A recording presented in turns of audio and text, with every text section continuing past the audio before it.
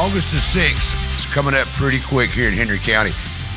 Mayoral race is coming up. Hey, we have got the Henry County mayor candidates live in the studio. Ansel McAdams and myself will be talking with them and trying to bring you, the voter, a contrast between the two candidates where you can make an educated decision. Don't go nowhere. We'll be right back. The Mike Weatherford Show would like to recognize the following sponsors who helped to make our Getting to Know Our Candidates series possible. Paris Outdoor Power, Taters, Tennessee Real Estate, Joe Mahan Ford, LIS Surveying Services, Street Dynamics 2, Paris, Tennessee Steel Structures, and West Tennessee Chiropractic. Thank you again for supporting real conversations and a stronger community. Tonight's guest and studio audience food was provided by Nani's Pizza right here in Paris. If you're looking for the best New York-style pizza in town, Chef Andy has you covered. You'll find them over at 222 West Wood Street, right along the train tracks. Great food, amazing desserts, and open Monday through Saturday till 9 p.m. Stop by and tell them Mike sent you. The Mike Weatherford Show is proud to announce we are now officially powered by TEC. If their fiber optic internet service. Hold it. Hey, are you still undecided about joining the TEC family of high-speed internet? I've got a special deal just for you. During tonight's show, if you call and use special code, Go Get You Some, you can get a free TEC streaming card. That's right, a free card that can be used to stream the popular streaming services like Netflix, Disney, Hulu, and many others. That's a value up to $125. Now's the time to do like I did. Join the TEC family of high-speed internet. Plus, this offer lets you enjoy the streaming services as a bonus. Call during the show and remember to use the code Go Get You Some and receive a free streaming card. That's 1-833-832-3423 and use the code Go Get You Some. Hey, do like I did. Go get you some too.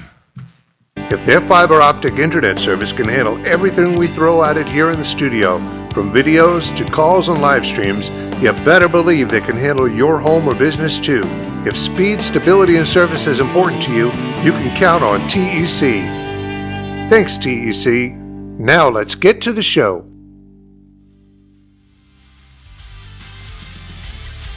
Recorded live in the studios of Brewer Street Mafia. This is a Red Dog Bread production.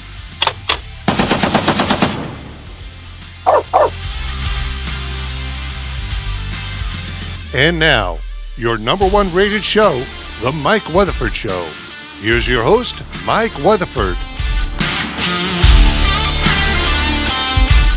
Hey, welcome back to the Mike Weatherford Show. I'm your host, Mike Weatherford. Tonight, we've got the Henry County mayor candidates live in the studio. We're going to be talking to them and letting you, the voter, make a decision. Hey, that's coming up August the 6th. It's just right around the corner. Now's the time to be figuring out who you want to be the mayor of Henry County for the next 4 years. I got something special tonight. Tonight we have in the audience the Murray State University speech and debate team. They are national champion debate champions for 2 years in a row. I've had the privilege of hosting a debate with them, plus I judged a debate for them on Murray State campus. They will pick among themselves one of the team members that will ask the mayoral candidates a question. I appreciate them and their dedication. These young men and women are the future. Ryan Goke is the director, Haley Michoud, and Samuel Harless. Welcome.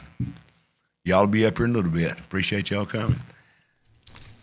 All right, tonight on this episode of Meet Your Candidates, we will be talking to the candidates for Henry County Mayor. We hope to show you both candidates who are asking to be your next mayor and help you, the voter, make a better choice.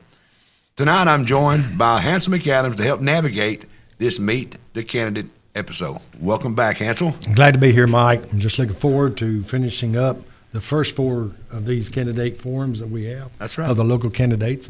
That's right. We did 3 prior to this. We did Carroll County, Benton County, then we did another mayoral one last week. 4 of them. For the Benton County mayor candidates and then the 2 sheriff's candidates for Carroll and Benton. That's right. That's right. We've had a pretty good roll here. Been good. I'm going to take a vacation next week, so that's going nothing go on.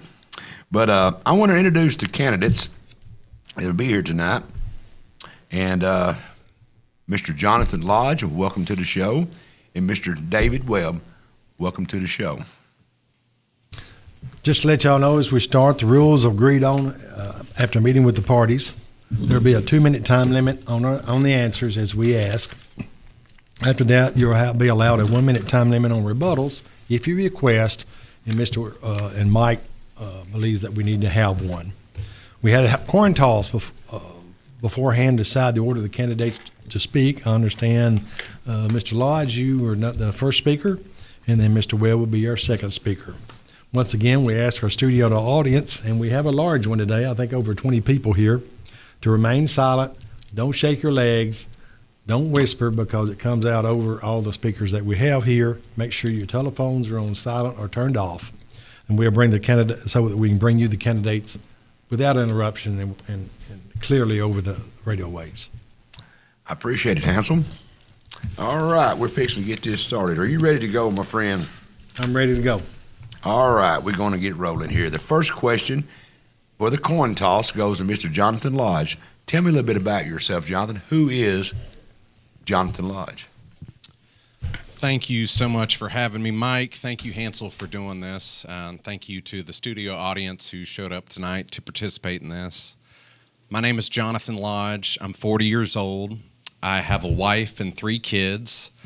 I'm a local business owner that has started several businesses here in the community, and I have been involved in county politics for the last several years. I started Transparent Henry County, which is an organization that documents county politics, and I have been involved in county politics during those years. I've come to know our county government, some of which are represented here tonight. And I am running because I believe in Henry County's future. All right. Mr. Webb, welcome to the show. Okay, well, thank you for having both of us. Appreciate the time. My name is David Webb. I'm a 7th-generation Henry Countyan. I'm a proud product of the public school system here for the county. Graduated in 1986. In fact, we're having our 40th class reunion in August. I thought that was for old people, but anyway. And so I grew up in Mansfield, and my parents still live in the house that I grew up in. I did not come from money. Ever since I was 16 years old, I've always had a job. Put myself through school, 2 degrees from Murray State and 2 degrees from Union University, including a doctorate in administration. And I've always been interested in county government all the way back to when they were trying to put a landfill in Mansfield, and that's how I got interested and started attending county commissioner meetings. They were very interesting. So I've been through Jim Farmer, Mr. Jackson, Brent Greer, all the way forward till now. And I've been a county commissioner representing the 2nd District, which included Mansfield, and the 5th District. I'm also a certified volunteer firefighter, served at Mansfield, and had to give that up when I moved to town. But I do miss that. If you're a Webb from Mansfield, you're involved in the fire department. All right, great. While you've got the microphone, I'm going to go ahead and get with you. Why do you want to be mayor, and what is a mayor's job, according to David Webb? Okay, I'll ask the second part first. The mayor's job in Henry County, he's also the chairman of the Board of County Commissioners. So he runs the meeting. So you better know Robert's Rules of Order backwards and forwards. Number 2, you're also the CEO of Henry County. You got to be on top of the books. You also have to deal with all the public events, from the ribbon cuttings and community events, tourism events. You're automatically on regional boards, from water to rail to Northwest Economic Development. There's a lot of travel involved. You're representing Henry County to Nashville, to members of the General Assembly and the governor and heads of departments, and including TDOT, and need to know our TDOT director very, very well. And it's not a 40-hour job. It's a 60 to 80-hour week job with a lot of constant movement, lots of meetings at night. And you really have to stay on top of the books. You have to approve all purchase orders from any county department. And you have to prepare resolutions for the county commission, especially for budget transfers, which are fairly common. But there's just a lot involved with that. And what was the first question? Why do we want to be mayor? Why do you want to be mayor? Well, of course, I've been involved for decades, being at county meetings even before I was a commissioner. And I believe we need some statesmanship, we need some stability, we need planning, and we need, I think, better communication to the public. And I think I can hit all of those things very well. And so I've always been interested, and after 30 years of teaching, I think that's enough. But I'm 57 years old. I won't start drawing Social Security until I'm 67. So 1 or 2 terms as county mayor would be great. Thank you. Mr. Lodge, same question. Why do you want to be mayor? And to you, what is a mayor's job? Well, I want to be mayor because I have wild optimism when it comes to the future of Henry County. I believe that our greatest days are ahead of us. I see a lot of opportunities in this county. I have 3 children of my own, so I look at those children and the other children here in the county, and I would like to leave this in better shape than we found it. The job of the county mayor, I could quote the TCA. It is to manage budgets. It is to manage the county employees and the day-to-day operations, something that I have a background in. But I think a bigger job that the county mayor has, and one that isn't clear in the TCA, but one that I'd like to articulate tonight, is to be influential. So it is to bring unity to the community. We all have to drive on the same roads and go to the same churches and shop at the same stores. So I think the job of the county mayor is to be a representative of the county, to represent all people that are here in the county. I believe that our county's greatest days are still ahead of us. Fair enough. Hansel? I've worked at the courthouse for 42 years. I believe this is the first time I remember our candidates are sporting their own natural hair color. So it appears that Henry County is going to be represented by the younger generation. In saying that, we'll start with you, Jonathan. What distinguishes you from the next younger generation that represented beside you, Mr. Webb? Well, Commissioner Webb has served this county as a county commissioner for several decades. I have not. My background is in business, and I believe that we need to bring a business-minded approach to when it comes to managing our county. Our county has had fiscal issues in the past, and I think that we need to have a business approach when it comes to the day-to-day operations and management of this county. That's where my background lies. I have been under the pressures of answering to banknotes and hiring and firing and grooming and making sure that the day-to-day operations of a business are successful. So I am not a lifelong bureaucrat by any means or any stretch of the imagination. I strive to be a public servant, and that is the role that I'd like to fill as county mayor. Mr. Webb, what distinguishes you from Mr. Lodge? Well, I think number one, education, especially a degree, a doctorate in administration. I'm also a certified public administrator through the University of Tennessee. My learning curve will not be great. I have been involved in county government for a number of years. I've served on, I think, every single county committee except maybe 8, and we have, over the years, many committees, and I've chaired many of those.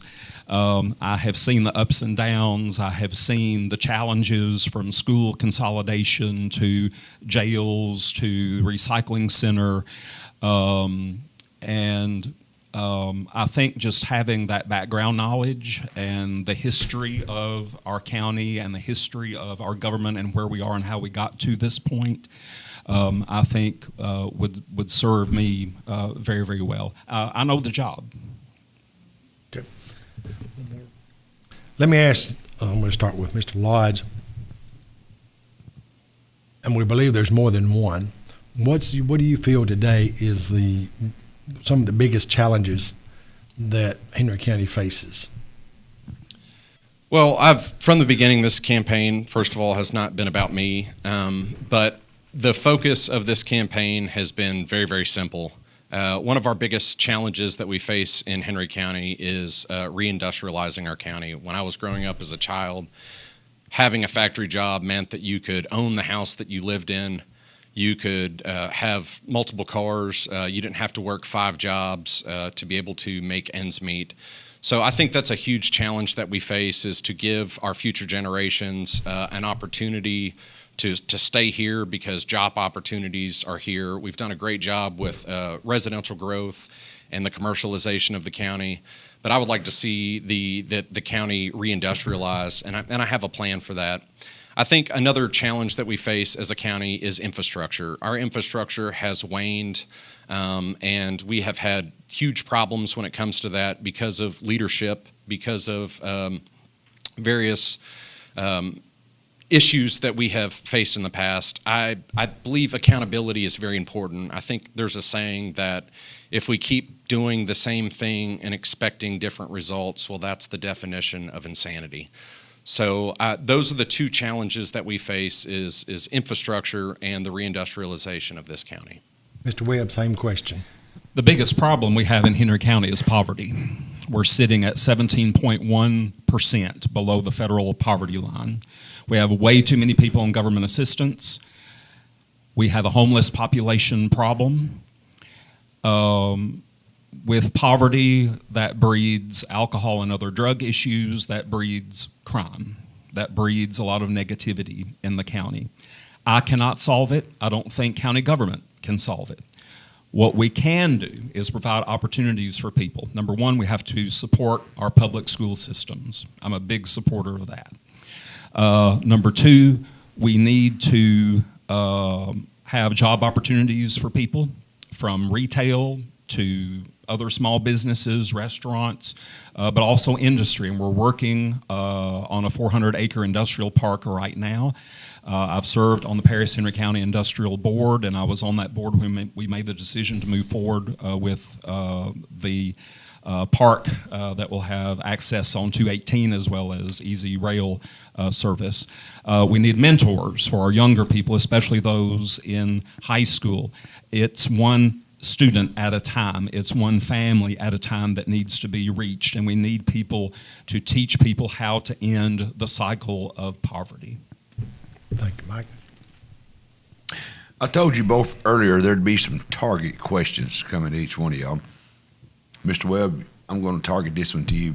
The question I hear a lot is, are you a true conservative Republican? Some have questioned that. And if so, how does that help in small town politics? For the mayor's position, it does make a difference, and I am a conservative Republican. Even when I was younger, I admired people like Ronald Reagan and Tennesseans Fred Thompson and Lamar Alexander. I think they were 2 of our greatest leaders coming from our state. I'm a member of the local Republican Party. I have been a member of the National Rifle Association. I switched last year to the Tennessee version of that because I thought, well, what in the world, the threat of, the rights of individuals to bear arms is under threat in our own state.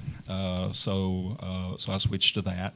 I'm a born-again Christian.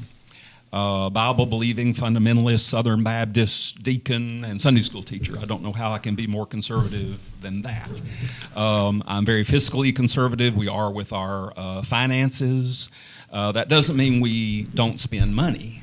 Now, for county commissioners, a pothole that needs to be filled is not a Republican problem or a Democratic problem or an independent problem. It's a Henry County problem. For other constitutional offices like Register of Deeds, trustee, etc., they do a job.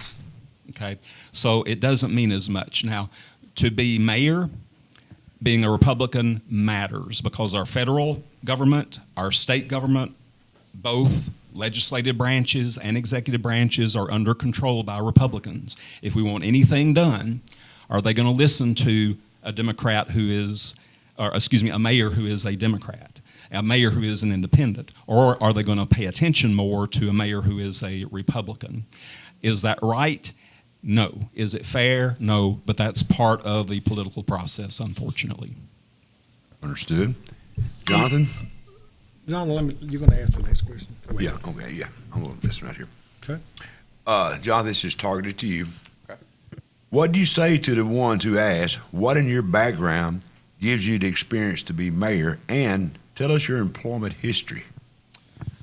So, I first cut my teeth in the corporate world after leaving college. I managed a debt portfolio of over $90 million and a team of representatives of about 86.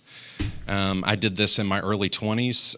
That was very difficult. There was a hard learning curve to learn how to manage that type of portfolio. But it's something that I learned early on was you can't be an ogre when it comes to management, that you have to empower your team, you have to empower individuals to give them the right tools to be successful. After that, I started my first business, which was Perilogic Brewing Company at the age of 24. I put up my farm. My business partner put up his farm. We put up our tractors, our homes. We put everything on the line. We made that work. We were in 86 locations in 3 different states. We were a Class 2 manufacturer.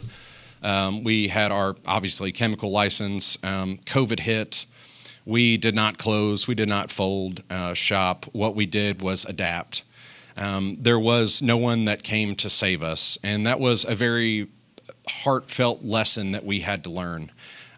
Since that time, I have helped several businesses open up. I have served as CEO for 2 businesses. I have started multiple revenue streams, my wife and I. In that time, we started that during COVID. We thought that, we needed to find various means to develop revenue so that we could not depend on one. That was a lesson, a heartfelt lesson that we learned during COVID. So this was something that cut my teeth, so to speak, in preparation for this job. So in doing the job of the county mayor, we have to find smarter solutions to generate revenue. That is something that we have been lacking. So, Great. I want to ask an economic development question of the 2 of you. These are 2 separate questions, one for each of you, and I'll start with you, David. How would you attract new businesses while supporting our existing businesses? Okay, well, first of all is the 400-acre industrial park that we've been working on. That's going to take a while because Rob Goad, who is sort of heading that up, is pursuing grants so that we won't have to fund that with a lot of local money. The problem is that you have to finish a grant cycle before you can apply for another one. So we're layering, $1 million grants, $500,000 grants year by year, 6 months at a time, et cetera. So it's going to take a little while. Existing businesses as well as new businesses, what we must do, and it is a huge recruiting tool, is to keep our taxes low, especially our property tax, because that hits businesses really, really hard. And that is one of the best selling points that we have in Henry County is we have a very low tax rate compared to a lot of counties in our region and certainly in the state. But we are very blessed in Henry County to have a variety of economic legs of our stool. We have agriculture, we have small business, we have manufacturing, we have retail, we have restaurants, we have medical, we have two great education systems, and you don't have to not help other legs of those stools. Tourism is a huge recruiting tool as well for businesses. So I think we're all together and we're all working hand in hand, and I'm glad for the variety of our economy. And Jonathan, your question, what is your plan for creating and retaining good paying jobs, and define a good paying job? Well, one of the things that I have spoken about is our industrial park. But another thing I see an opportunity is in our Lake District. We need to develop the infrastructure in our Lake District so that we can develop the commercialization there. That will recruit, I'm sorry, there's someone talking in the audience. Is everything all right? Okay. Sorry. Can you mind if we start that over? There was someone talking. I apologize. I need to re-ask your question. Yes, please, if you don't mind. My apologies. I thought there was something wrong. No. What is your plan for creating or retaining good paying jobs, your plan, and define good paying jobs? So again, developing our Lake District, that infrastructure, so mainly wastewater management. If you go and you talk to any of the large construction crews here in the county, they're going to run into the issue of wastewater management. In order for us to attract commercialization into that district, this is a capital works project that we have to develop. A good paying job, again, is what I defined earlier in my previous statement. Someone that can go to work, they can afford the house that they live in, they can have cars, they don't have to work 5 jobs to be able to make ends meet and be away from their family. So that is a good paying job. We have bled our middle class over the last few decades. So one of the things that I've spoken about in times past, again, is the reindustrialization of our county, developing wastewater management in District 3, and finding smarter ways to generate revenue within our county so that we're not asking taxpayers to pay for more. I think that's key in our future development. Mr. Webb, you're well known as a county historian and well respected for that, and probably rightly so. But if elected mayor, will you push to use local tax dollars to repair and rebuild neglected old buildings, example being the Grove Tower and all the historic buildings? Will you push to use local tax dollars to do this? The answer is no, no, no, yes. So I have to take the buildings one at a time. One is Weston Hall. That building has outlived its usefulness. It would take a fortune to fix that building. It has no historical value. There's no architectural value there. It just needs to be torn down. Okay, and the election commission office is there, and the archives. Second building is the annex. We need to get out from under it. We need to sell it. Just as soon as we get people out of there, we need to put that on the market and get out from under it. It's a historic looking building. It's architecturally significant. It adds a lot to our downtown, but just the roof system would cost about $15 million. There are 2 roofs on there. The tuck pointing of all the brick, the replacement of the foundation, replacing the electrical, replacing the plumbing, would be more than $25 million. So for less than half that, we can have a new building plus renovate to existing ones. So tear down Weston Hall, sell the annex. Third one is Grove Tower. That does not belong to the county. It belongs to the Henry County Board of Education. Okay, that's their baby.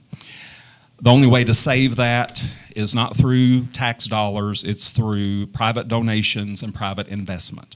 There is currently a Save Grove Tower Association. In fact, they're meeting next month, and I've been giving them some advice from a historical perspective. It is a very historic building. It's architecturally significant. and they are seeking an adaptive use for the building and seeking an investor or investors.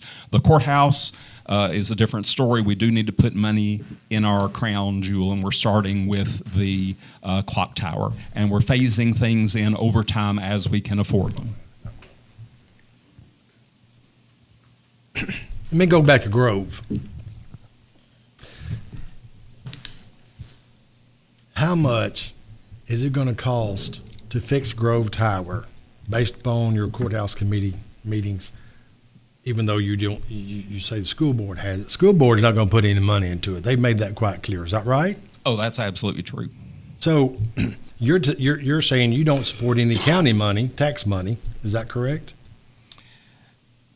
I don't support millions of dollars to restore it, no. That will have to come through private donations and investment. And if it doesn't come through, it's on top of that hill on Board of Education land, and the Board of Education is Henry County government. You agree to that? It's part of it, yes. That's right. And if the private money doesn't come through, do we take it down? I would hate to see it come down, but that would be the last resort. We can't afford that to renovate the whole building, can we? No, we can't afford even a minimum $7 million. Okay. Is that your position, Mr. Lodge? So I am, again, not one to retroactively go back and point fingers. I don't think that's fair. But I would look towards my opponent for sitting as the chairman of the Building and Grounds Committee meeting for a better part of a decade. And I don't know how to hold someone accountable other than to say we had every opportunity under your leadership to keep and preserve these wonderful historic buildings. And now that we are forced to pay an unknown price for our courthouse, I don't think that's fair on our taxpayers. So I don't think it's fair that we have to ask our taxpayers to front right now $1.7 million. And if you talk to the current head of the Building and Grounds Committee, that number has now blossomed because we refused to do a scope and study as to what that was going to cost. We agreed, the county commission did, for $15,000. It came back at $50,000, and we went ahead and approved that funding. Would you use taxpayer money to fix up Grove Tower? Absolutely not. Would you tear it down? That is, again, you said it best. That is under the purview of the Board of Education. The Board of Education wants to spend $10 million. You know where they get it? Sure. From the county commission. Absolutely. Would you vote for that? It's a sad day that we have let an iconic building crumble. Okay. But I would absolutely not ask an old lady that is on a fixed income that cannot afford a new roof on her house to raise taxes to put a roof on Grove Tower. Okay. I'm assuming, Mr. Webb, you want to rebut, so I'm going to give you a minute to rebut. Well, I think there's a difference between maintenance and the need to replace. The roof on the annex, for example, needs to be replaced, not maintained. The foundation needs to be replaced, not maintained. The electrical system needs to be replaced. The mortar of the bricks needs to be replaced. There's a difference between maintaining and replacing. The annex was old when the county took it over. The Board of Education had owned it. We've got 40 years out of that building with very minimal money going in there. And I think that's great. Okay? Now, it would be expensive 40 years ago to fix it up. It would be expensive 20 years ago to fix it up. It would be expensive now. The courthouse, we need to do right by it.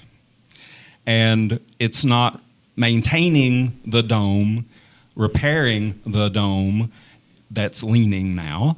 It is replacing it, replacing the innards of the clock. It's making sure you got a solid structure up there. That's our crown jewel, and we've got to do right by our courthouse.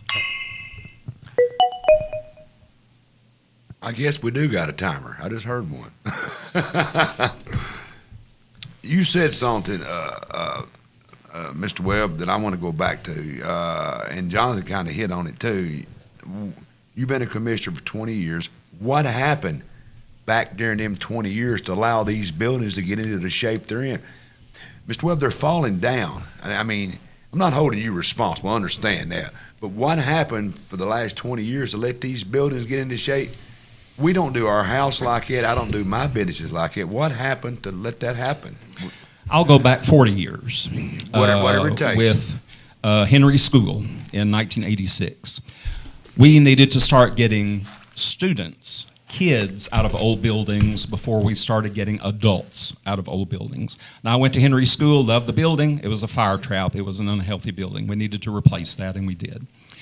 Then, of course, we have consolidation. Lakewood was formed. That was a battle because people don't like to give up their neighborhood schools like Buchanan and Springville. My mother was a basketball player at Buchanan. Then we also had Harrelson. So that means Cottage Grove and Perger had to go. Those, again, old buildings. And in the midst of all that, we had renovation at Grove, we had renovations at the high school, we had a recycling center, and we had to replace our county jail.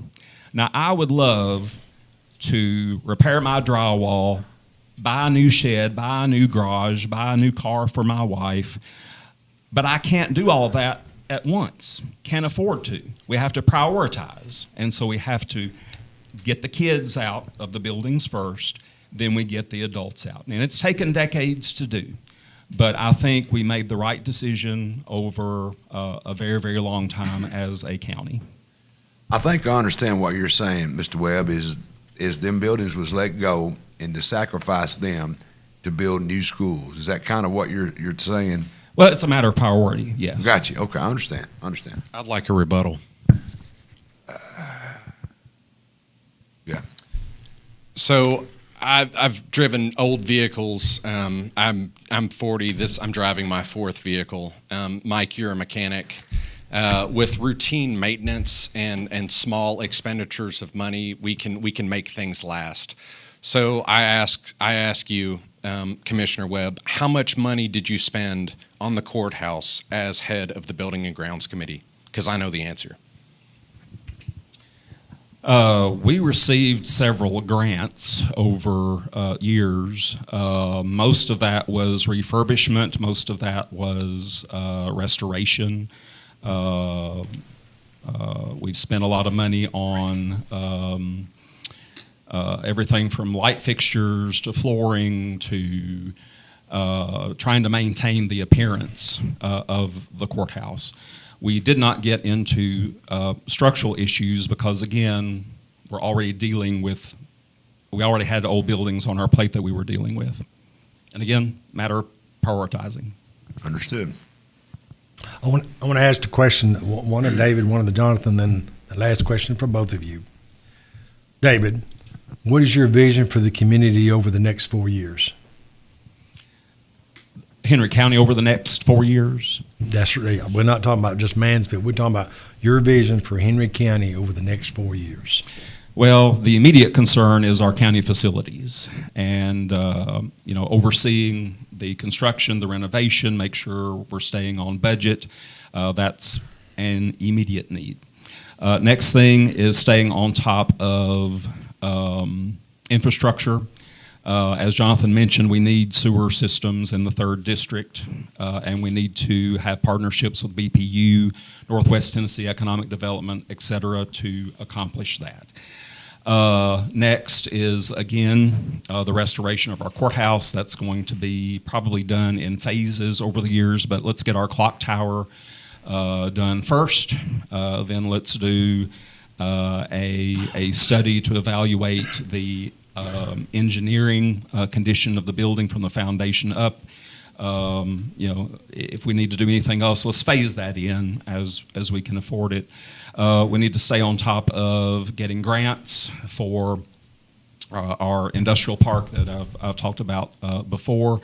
And we need to support tourism because that brings in money from outside, and that's always great, so that all of the tax burden isn't on local citizens. And we also need to maintain and encourage more retail and restaurants and other businesses that lure people, again, from other counties that will come and spend money here. And Jonathan, what are your top 3 priorities for Henry County if you're elected? So again, my top 3 priorities are as follows, and I've made this clear throughout the campaign trail, that we need to focus on reindustrializing our county. We need to develop wastewater management for our lake districts so that we can create more jobs, we can bring in more tourism, and we can find smarter ways to generate revenue within our county. We can do that line by line, by understanding our budget, by meticulously combing through it and seeing opportunities that already exist as outliers that have been overlooked. So getting our money in the right spot so that we aren't leveraging more taxes to do these capital works projects that fall short, and we still have to continue to lever more taxes to pay for these capital works projects. It would be nice to have that money in the bank so that when we do have to have these repairs done because they have fallen into disrepair because we haven't done routine maintenance, it's not going to sting as bad. So the first thing I want to look for in any capital works projects for our county is going to have a return on its investment. So what can we do that is going to benefit our county as a whole, that is going to bring in more revenue, both short-term and long-term? I've laid out those long-term goals. I've identified multiple short-term revenue opportunities within the county, but it's going to take a managerial approach. So every problem we have in county government is a nail, and the only solution we have is a hammer. And what I mean by that is we levy more taxes, like the wheel tax, to pay for the bell tower, or we continue to raise property taxes, which we were about to do until we found the $1.7 million that was misappropriated to our Board of Education. Luckily, Mayor Geiger has found that TVA impact money and has got us back into the green. So I want to focus on those short-term revenue opportunities first.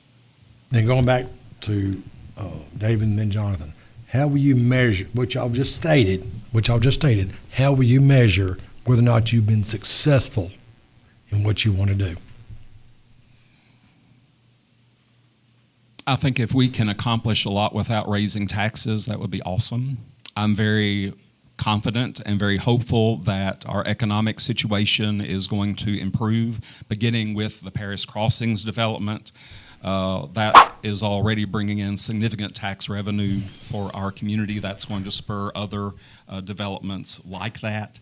I think if we create more jobs, good paying jobs, I think that's a measure. I think we need to stay on top of the completion of the Highway 641 North project through Puryear. I wish that had already been done before Paris Crossing was established, because we're getting a lot of traffic and we'll get more traffic from Murray, Kentucky, which is nice. It's usually the other way around. But those are some pretty, data points that you can point to. Jonathan, how will you measure whether or not your priorities have been successful? Years from now, if this is done successful, no one will remember who won this election. What they will remember is that we have left a better Henry County for future generations. We will see economic growth, both the commercialization of our Lake District and industrial development. We will see an opportunity for our future generations so that when they are in their 20s, they don't have to leave the county to find better paying jobs. That is the only measure. There is no other measure. It's the future of our county is held in our children's hands. So that's the way in which we can fully recognize and realize the faith of this county. So, Jonathan, this question is for you. It's a target. I'm sorry. Oh. You're closest to me. I've heard you say you was a Republican conservative many times. Why didn't you run as one? And is that important to be party affiliated to you? So I have always voted Republican. I've always been a conservative. I have been a cradle Republican. I have not been a recent convert. It is something that is important to me and the Lodge family that goes back to the 1880s. I sought the leadership of the Republican Party and tried to go through those proper channels, and I was told to wait my turn. So I'm going to patiently wait my turn. But in the meantime, I am going to run as an independent. I've said it many times before, we all have to use the same roads.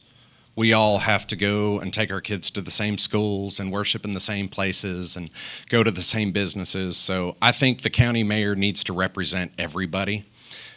Relationships in Nashville have been severed over the years. And I think the job of the next county mayor is going to be an important one. We have to have someone that is articulate and charismatic and can understand how to repair those relationships person to person. And in Nashville, I've been to Capitol Hill multiple times. A lot of those folks are my friends. Those labels don't, as you guys know, it doesn't stick with them here. So it's not as important for me to not have run as it was for me to run. So I'm running as an independent based off of the advice of that leadership that I sought. I hope in the future I won't be penalized for it, but here I stand today, and I hope that I can unite the people of Henry County under that banner to let them know that everyone has representation. One more question before we take a break, because I know y'all need to stretch, and I do. What do you say to the people that question you, Jonathan? Will you stick it out? We've not had a mayor stay for the last three. Two of them's resigned, one of them finished up a term. So the last three mayors have not stuck a full term. What do you say to the people that look at you and say, Jonathan, are you going to stay? Well, this is not a retirement plan for me. This is not the cap on my crown. This is something that I have had to roll my sleeves up and approach the people of Henry County. If elected mayor, I will continue to be mayor as long as the people re-elect me to be mayor. So I think some of these plans that I've outlined, including our industrial park and the infrastructure in District 3, it's going to take more than one term. So I am here as long as the people of Henry County will have me. I do not have future ambitions in government. Again, this is not my retirement plan.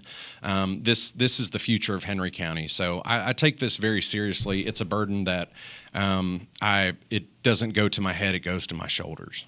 So fair enough. All right, folks, we got to take a commercial break.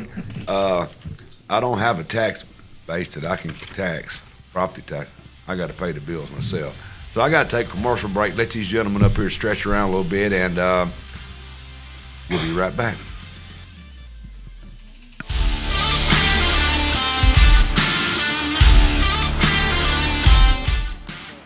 We like to do things a little bit differently. We serve fresh lunches made right here in our kitchens.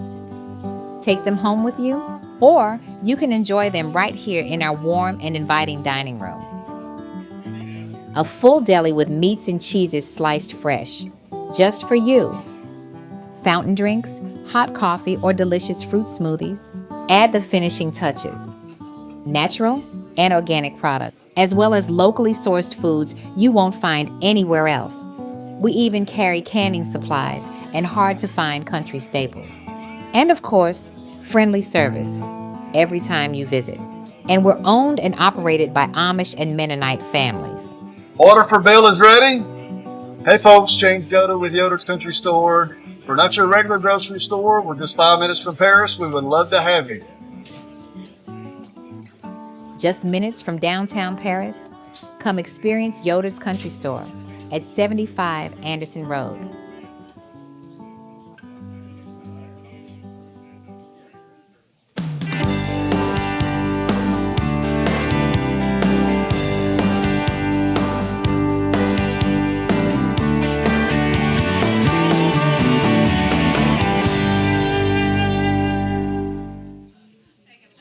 Is your tank on empty?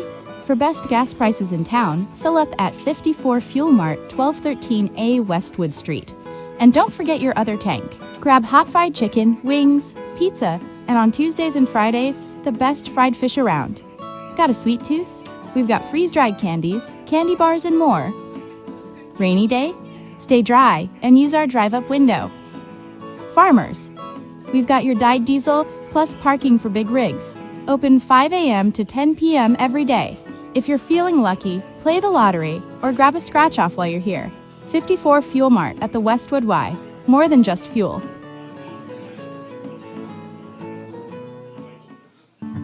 The Downtown Event Center is available for parties, meetings, or family get-togethers. The center comes with spacious seating and an area that will help make serving food easier. If you are having a birthday party, this is definitely the place for you. The Downtown Event Center is located at 107 South Brewer Street. Contact Jessica at 731-642-4992 to make your reservation. Hi, I'm David Bubba Flowers. I'm running for re-election to the County Commission in the Great District 1 of Henry County.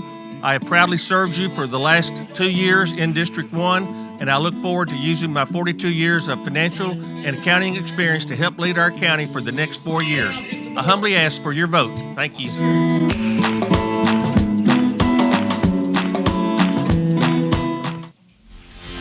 Hey, folks, I got a great show coming up July the 14th. I will not be here next week. I'm taking a vacation. I've got a granddaughter that's being born right now as we talk, right this second. My daughter is in Murray. She's having her daughter, and I'm kind of nervous. If I act a little off tonight, there's a little stuff going on. But don't forget, I won't be here next week, but July the 14th, I got special guest Dr. Ken Berry coming in with special guest Dr. Andy Lundberg. That's 2 doctors and me. What the hell could go wrong? Maybe I can straighten these guys out, put them on the right path, because, you know, Dr. Lundberg and his rock and roll music and Dr. Ken Berry, and we do get along on meat eaters. I'm a meat eater, too. You don't want to forget that. Coming up, no script, anything goes. July 14th, 7 p.m. live right here on the Mike Weatherford Show. Don't forget, we got a special edition show that I'm doing. It's coming up Wednesday, July the 15th. We all know about these ticks, that Lone Star tick problem, alpha-gal syndrome.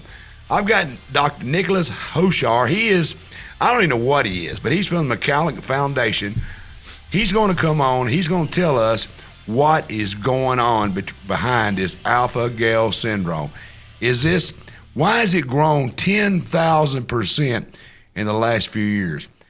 The question is, lab-grown meat, Bill Gates, all the other related subjects. We're going to expose it, find out for you, my viewer, because it's hitting in my family too. This is something that I've been ticked about my whole life because I am an outdoorsman. But nowadays, it's something seriously going on. You don't want to miss this. Coming up Wednesday, July the 15th. Nicholas Hoshire, he's an MPH, will be here. He's a big guy. He's been on Fox News and all of them. He's going to come in here, and we're going to figure out exactly what's behind this 10,000% increase of alpha-gal syndrome. You need to watch this. And coming up on Tennessee Informer, Revision Reconstruction, I don't even know what his name is, Mindy something Hogert. Where do they get these names? Answer, help me there. That's Ms. Mindy Esposito Hergert. There you go. That's not a Henry County Cottage Grove name. I'll guarantee you that. That's coming up Monday, July the 13th, 7 p.m. Going to find him on Tennessee Informer. Don't forget, coming up on the Sportscast Live with Jeremy Buckaloo, Aiden Spellings will be there. Henry County football is almost here. Season preview, you don't want to miss it. Coming up on Sunday, July the 5th, 7:30 p.m. Sportscast Live with Jeremy Buckaloo. Don't forget, coming up July the 4th, Puryear, Kenny Ray Legacy. Kenny is the mayor of Puryear, and I think he's got some health issues. They got a day coming up for him, July the 4th. Car shows, bike shows, trade day, live music. It's all going on in Puryear, July the 4th. Be there. Mark your calendars.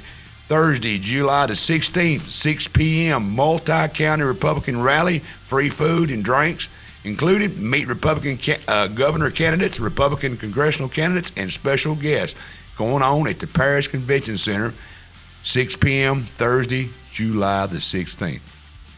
And you're invited to a meet and greet with Congressman Andy Ogle. It's going to happen July the 6th at 12 p.m. right here in the studios at 107 South Burr Street, right here in downtown Paris. You want to meet and greet with Congressman Andy Ogle. Be right here July the 16th, 12 p.m., right here in the Burr Street Mafia Studios. It's 105 South Burr Street. Come and meet, talk with him, and find out what his plan for our future.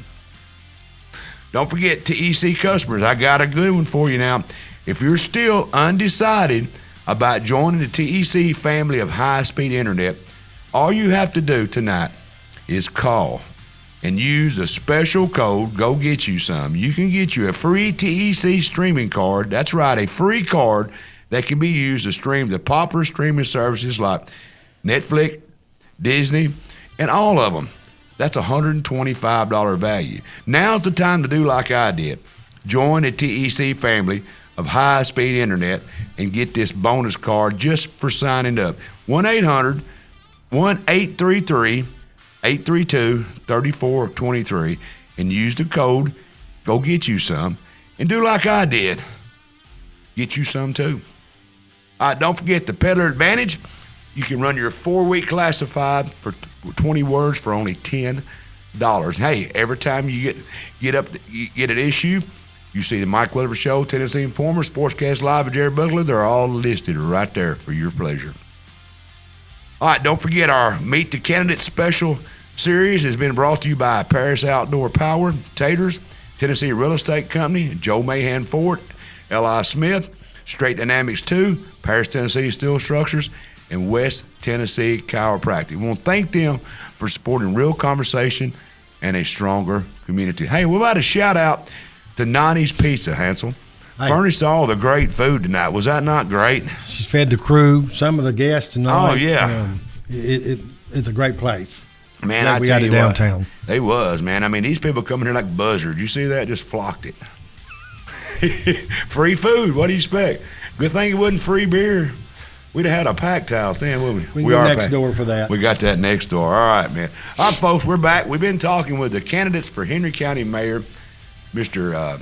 David Webb and Mr. Jonathan Lodge. Hansel, take it away, my friend. Well, we want to see if they want to get some TEC Cablevision. I kept on. They smile every time you say that commercial. Well, y'all smile for? They're grinning over. Hey, it's free. All right, let me go. Go get you some. I did. Anyway, let's move on. I want to ask this first. Let's start off, David. This is a little bit of financial responsibility, fiscal responsibility for the county. Start with Mr. Webb. Are there any areas in the county spending that you think we need to increase spending? The short answer is no. We have run a very, very tight budget. I'm very glad that we were able to do a 5% COLA increase for our county employees without having to raise the property tax rate at all. Whether we've had Republican mayors or Democratic mayors, we've always had a very, very conservative budget for Henry County.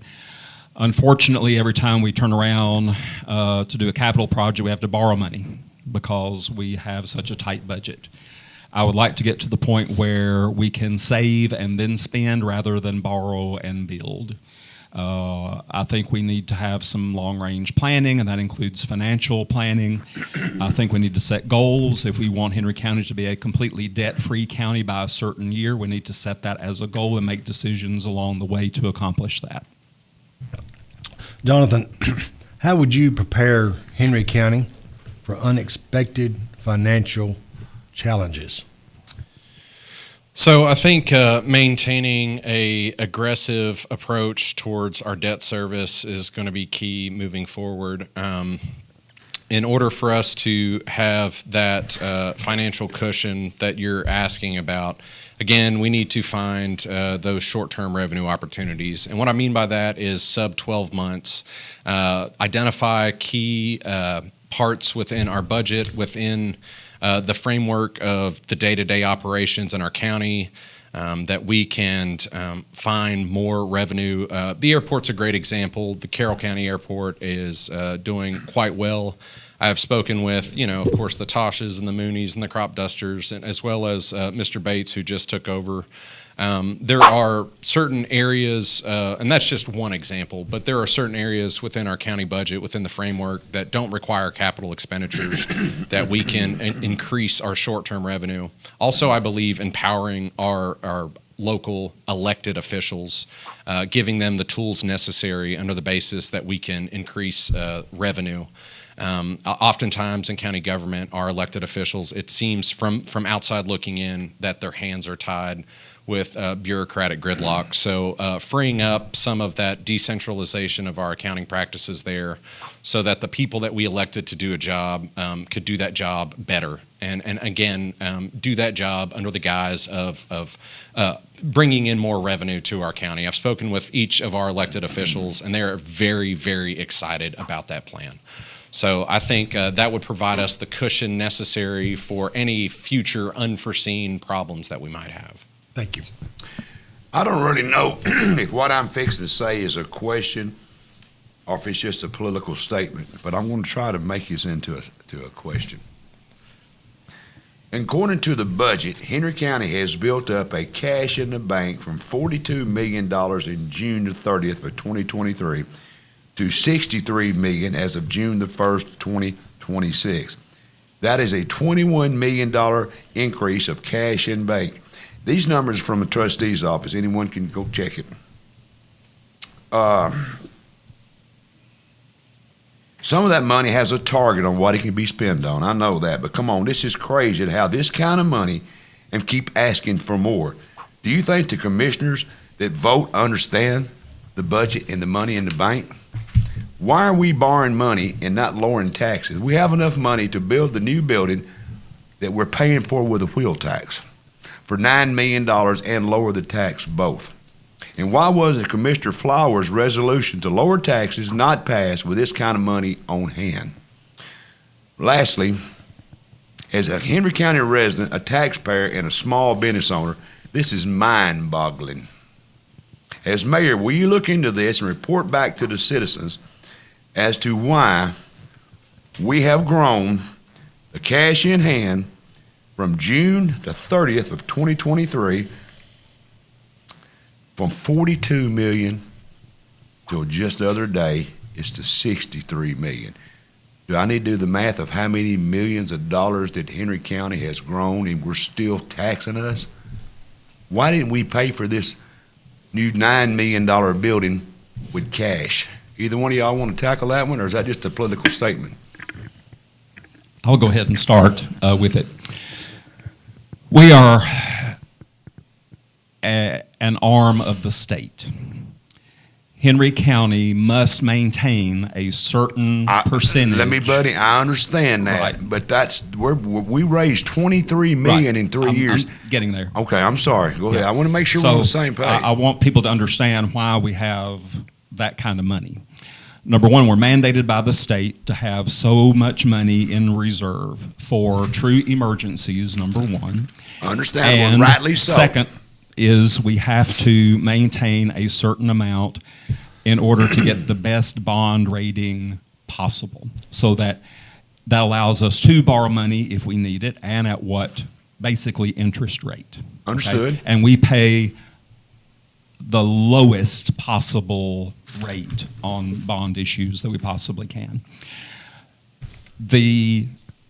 One of our biggest line items in our budget is in education. The Board of Education has been banking money over the years, as you well know. Mm-hmm. But they had plans for that without having to borrow money. For example, Lakewood School has grown. They need to add on to Lakewood School. And isn't it better to save and then spend? I'm with you on that. Absolutely. Let me butt in a second. I've got two more things. Brewston, Tennessee is a small community, very small. I know the mayor personally, good friend of mine. They have zero debt. Brewston, Tennessee is zero debt, and they continually, just like we are, they have all the same things we have here. Now, given they're a small community, it's more like City of Paris than it is Henry County. I do realize that. But not arguing with you, Mr. Webb, please don't take it that way. But I'm saying it can be done. Absolutely. And that is a goal that I would set. We've got a revenue stream or a budget this year of $84.926 million. And we're sitting on $63 million in cash. And I don't know if these commissioners understand that. But you asked me, and this is not picking on you, I'm picking on both of y'all. Y'all gonna be the mayor. You're asking me to pay a wheel tax when you can write a darn check for $9 million building we just got out here. What are we doing? Somebody explain that to me. And I think that's more of a political, and I hope y'all both don't hate me when this is over, but it needs to get out. It needs to be explained. We're sitting on $63 million in cash. Sure, some of it is earmarked for emergencies and schools, but we fought and argued over a wheel tax for 6 weeks, 6 months maybe. Why didn't you just write a damn check? That would put us in a bad financial situation, and again, we have to maintain a certain. I understand that, and I'm not. And let me finish. Yes, sir. I'm sorry. Harrelson School needs roofing. Mm-hmm. Henry School needs to start replacing all their HVAC units. So those are the major capital expenditures for schools. I can understand that. But we have to maintain a certain amount in reserve for emergencies and to maintain our bond rating. Do you know what enough is? I don't want to say something that's wrong. I understand that, and please don't take it. And I don't have the budget in front of me. Yeah, I'm not arguing back with you, and you do understand. I don't think you take that way. I'm just a darn mechanic, but I do know numbers because I work with geometry every day on these automobiles. I'm the one that keeps y'all's cars going with these computers. But we got a budget of we take expenses 84.926, and we take in 84 million. And the county's in debt 23.9, the school is 3.4, the hospital we're still on the note for 16.3, and this new building is $9 million, makes the total $52.6 million. Henry County's in debt. We're sitting on $63 million in the bank. If you carried that to Mr. Flowers, a banker over here, y'all asked him after the show's over. He went over my numbers. He can vouch that I'm spot on with my numbers. That numbers, why are you borrowing money? You need to be, Jonathan? Yes, thank you. David, appreciate your answer. I do want you to let me hold a second. And then we also have investment income as well. Yeah, that's what I was going to get to. I understand that. And please, I'm not blaming you because you're not the mayor. You understand? But do you understand where I'm coming from, either one of y'all? Oh, it's a very good question. It's something that we, the taxpayers, doesn't know. And I hope y'all's phones ring off. Call your commissioners.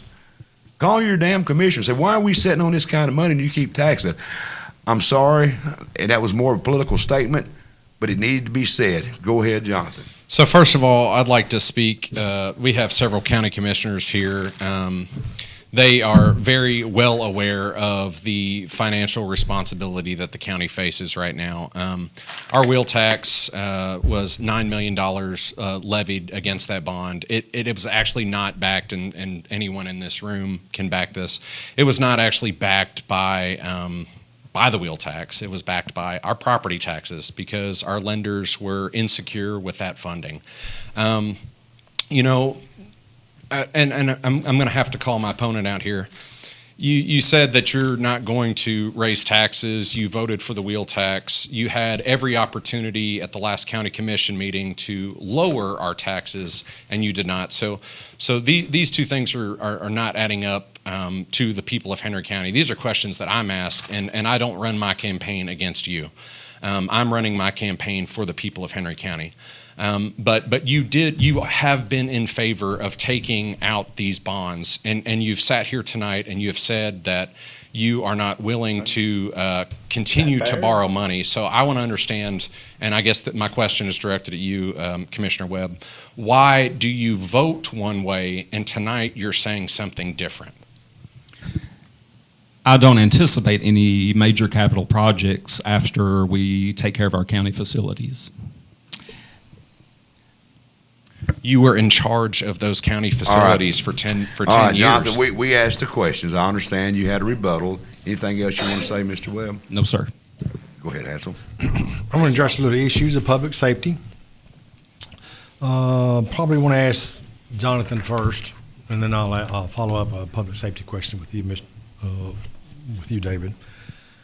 How will you support law enforcement, the fire departments, and the emergency services like the rescue squad and things like that as mayor?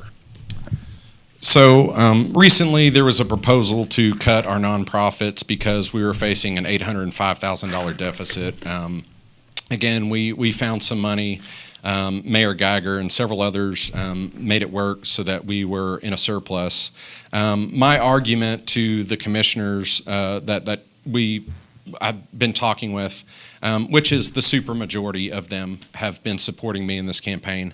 My argument with them was this is a very cheap return on our investment. If we have people that are willing for free to run into burning buildings like your brother, like your father, like the other Webbs, I'm sorry if I'm leaving anyone out, that is a pretty good return on our investment because the county has to provide fire services. No matter how you cut it, this is an $8 to $10 million project. If we had to provide this, probably a lot more at this point. So I think that is a very good return on our investment for us to continue to fund these volunteer fire departments. EMS, I've met with AMR, I've met with the leadership of AMR, I've met with the people that are running AMR. At the last county commission meeting, I think one of the commissioners made the statement, and the leader of AMR was texting me during this county commission meeting saying that we have 5 ambulance service calls that were not being attended.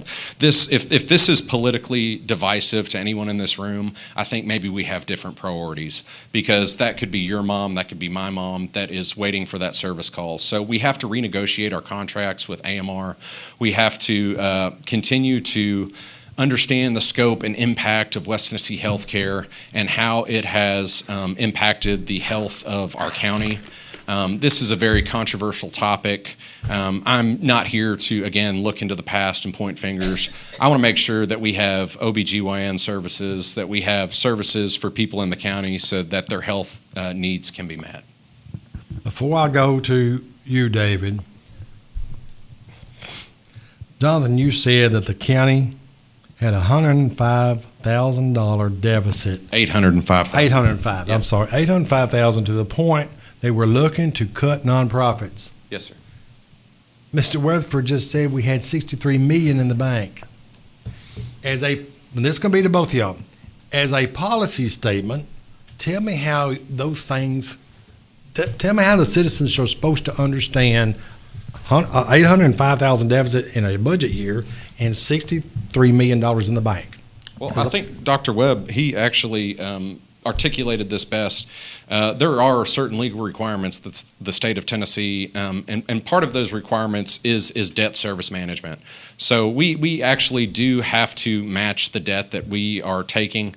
48% of our budget is going towards the Board of Education.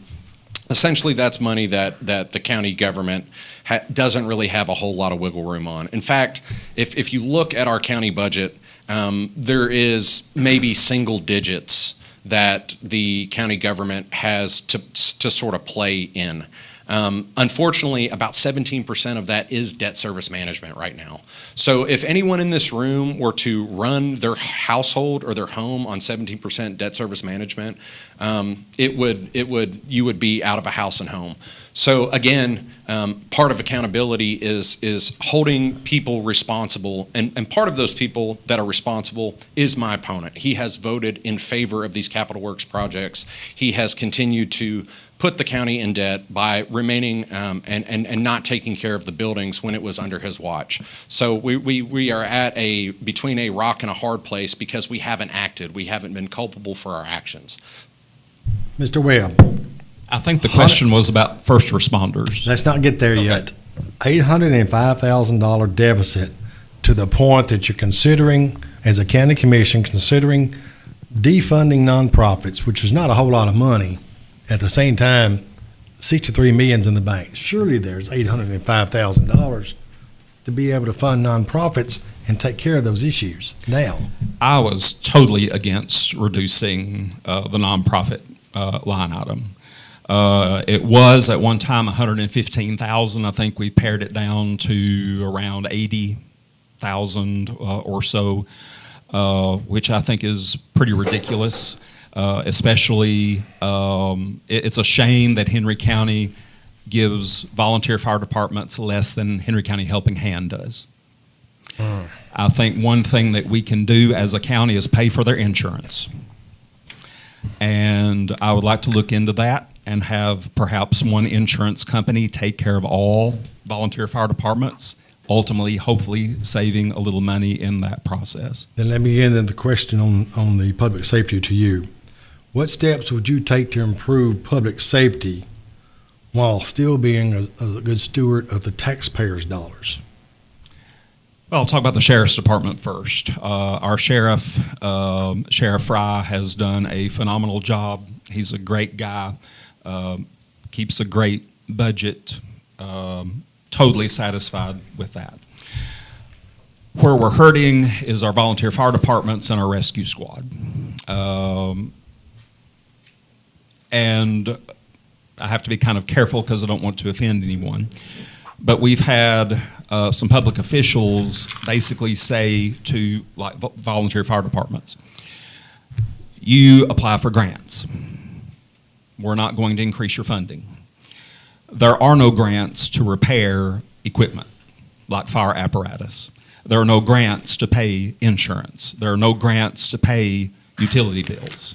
But yet, as we know, from our own personal budgeting, those costs go up and up and up and up, and our local fire departments are losing ground. So let's at least look at paying for their insurance.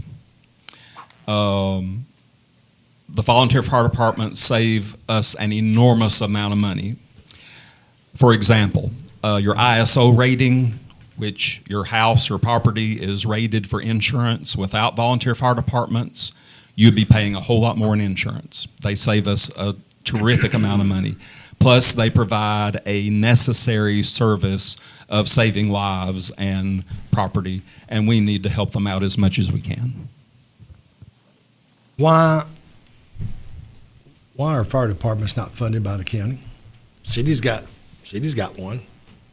Lots of trucks, new buildings. One as a policy question. A lot of debt. Why is the county? A lot of debt. Go ahead. Volunteer fire departments are saving the county a whole lot of money by not having a countywide fire department like some counties do. I'm grateful for them. I'm still a certified level 2 firefighter myself. My family still involved in the firefighting business. They do it for their community. They do it for their neighbors. But they're risking their lives and they're risking their health in the process. So we are making out pretty cheap. I agree. God bless the volunteer fire departments. My house is protected by volunteer fire department, and God bless them and give them all the support you can. Whichever one of y'all gets to be mayor. Because, in the city, they squall, they're right there at your door. In the county, they got to get to the fire department, they got to get in the fire truck, they got to get to your house. So God bless them. We need all the help we can get, guys. Whichever one of y'all get it, help them people. All right, this question right here will be to you, Jonathan. I'm going to move this pretty quick, so let's try to drag these questions and answer them quickly if y'all can. The city of Paris has flock cameras in use in the city limits, along with private businesses have them. Would you as a mayor support installing flock cameras in the county? I thought I already answered I was a conservative. So no, I don't want Big Brother. I don't want the government telling me what to do. Okay. I don't want to lead codes expeditions and having county codes enforcement. I don't think that government is the answer. If you don't like the government's problems, just wait until you see their solutions. Mr. Webb. No flock cameras, they're unnecessary. Gotcha. Next question. The big thing everybody wants to know, data centers.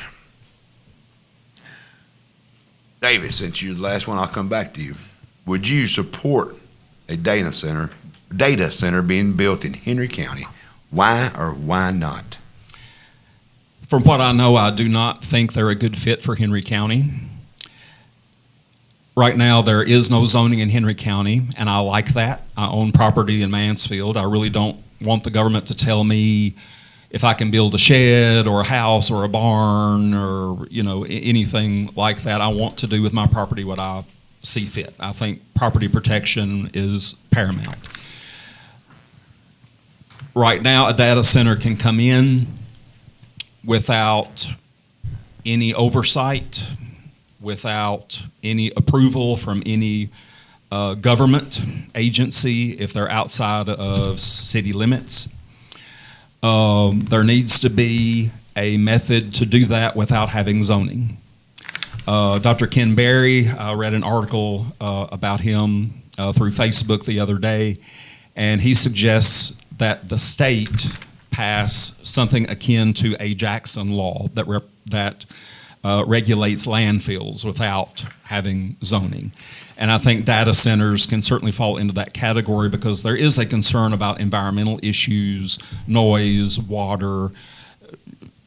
There's a lot of fear right now. There's a lot of uncertainty. I think there's a lot of education that needs to happen. There are a variety of different types of data centers. Some are cooled by fans. Some have a closed water system. Some have an open water system.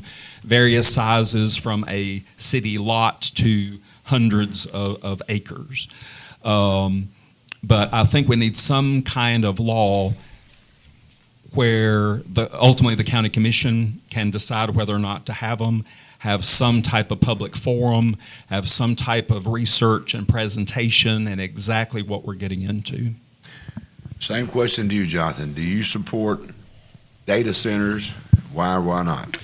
This is the type of reactionary thinking that we have in our county government right now that has got us into this spot. We cannot shoot from the hip. We can't continue to think of items like this. We have data centers already. To ban data centers, like my opponent's suggesting, we're going to get sued as other counties have done. I know it's a hot button topic, but I care about the county. I don't want the county to get sued, and so by us being consistently reactionary in county government and dealing with the topic of the day, I think that opens us up to litigation. So we have to do something called land use management, which is not zoning, which is a happy medium, which provides sunset resolutions so that our county government can revisit that how the land is being used. So does that mean you do or don't support them? We're using data centers right now. I don't think Henry County needs to subject its natural resources. We need to have parameters on it. So just like Dow Chemical Company or the pig farmers out in Henry, anyone can pillage the land. So we have to have parameters, ecological parameters, to be able to protect our greatest natural resources. Gotcha. So no, I'm not for megalithic, water-sucking, power-draining data centers. That's what we was talking about. Yeah. And I got a suggestion to fix it all. Put them in the desert. There's nobody around. There's no land. There's nobody there. Absolutely. Get them out of here. That's I love right. it. We do it in these military. Anyway, let me go with one more question. Code enforcers in the county. They call it a new name now, environmental. I guess that sounds politically correct. It's the same damn thing. Do you, Jonathan, I'll go back to you. You're looking at me like you're dying. Well, my opponent led the discovery and made the recommendation for codes enforcement to our mayor. And then it became a controversial topic and he changed his position. And this is, again, what I'm trying to highlight tonight. We're against raising taxes. We have the opportunity to lower taxes, and yet our voting record speaks differently. So I've been very vocal against codes enforcement. I don't want the government to tell us what to do. But I'm not the county commissioner that made the recommendation to our county commission to have codes enforcement. IT, they're looking to hire an IT director. Are you familiar? Absolutely. We are so exposed right now. If you talk to anyone that knows anything about IT, we have a part-time IT position. Right. Drennan, he runs around with sweat constantly rolling down his face, carrying ladders, pulling cords throughout our county buildings. We are going to be ransomwared. I don't know how to make that any more clear. I've made this clear in Q&As and various online discussions. We have to have protection. Gone are the days that we cannot have IT. We have to have it, or else it's going to cost the county millions and millions of dollars. So we have to be forward thinking again and not reactionary and not wait for ransomware to happen like it happened with the city, like it happened with the Board of Education. Fair enough. David, the first part was I got it. code. Okay, I'm sorry. In terms of zoning or in terms of a code enforcement officer, The new term is environmentalist. Well, I was asked to serve on a committee to come up with a job description. And I wanted to make sure, as a member of that committee, that it was as restricted as possible. Okay?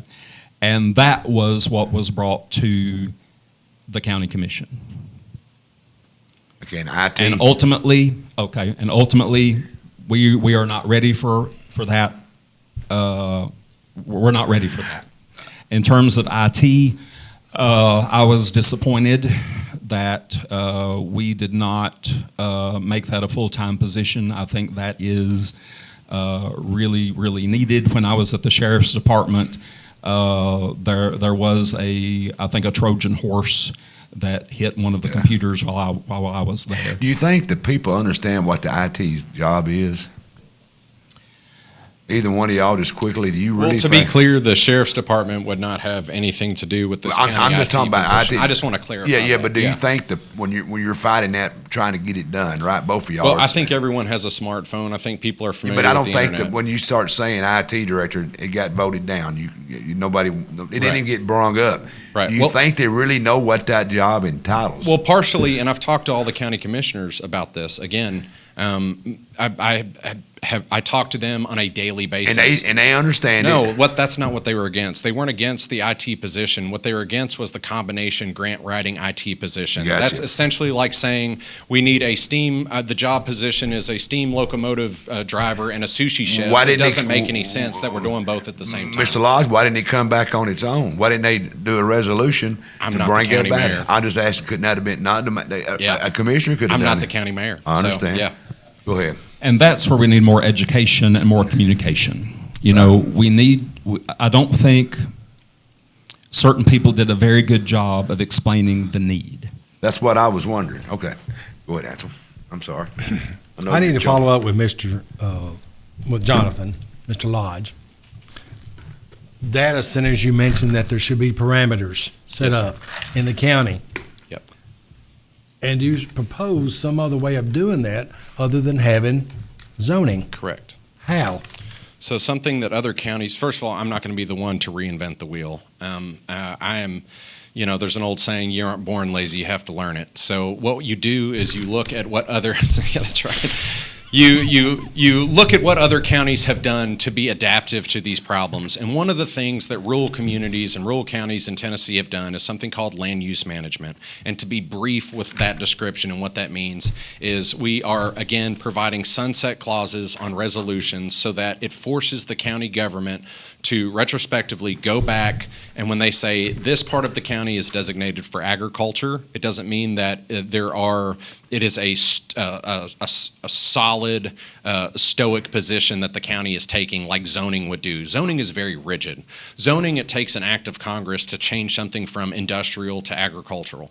So what other counties have done is land use management, where, again, it provides safeguards and parameters that the county commission, we're not making extra committees and more committees for those committees, but that the county commission itself, the legislative body, can provide these subsequent parameters around that land use management. So please look into what some of these smaller counties have done, that zoning is not a fit. Zoning is not a fit for Henry County. Zoning is a fit for large metropolitan areas, and I'm not running for the mayor of a large metropolitan area. I'm running for the mayor of Henry County. That's what city limits are for if you don't like it in the county. That's right. Go ahead, Ansel. I'm still trying to figure out parameters. That's not zoning. Correct. Your answer. So again, Land use management Yeah, was we your can- terms. yes, That's yes. that's zoning. not my terms. These are terms that have been applied to other counties. So again, what they do is, what do you understand what I mean by a sunset resolution? I'm not trying to Oh, talk yes, now. I know what Okay. sunset is. So what a sunset resolution does is it forces the county to re-examine how specific areas of the county has been designated. So it is, instead of a very parceled term, so zoning, again, looks at specific parcels. Land use management looks at breadth, a huge district, a wide district, and says this is agricultural, so we're not going to allow for commercialization of this district. This is industrial, so we're not going to allow for agricultural parts of this district. And what that does is that allows for growth in our county without restrictions, because we know that at that sunset, that can be re-examined. That can be brought forth before the county commission, and the county commission can readjust how that land has been appropriated.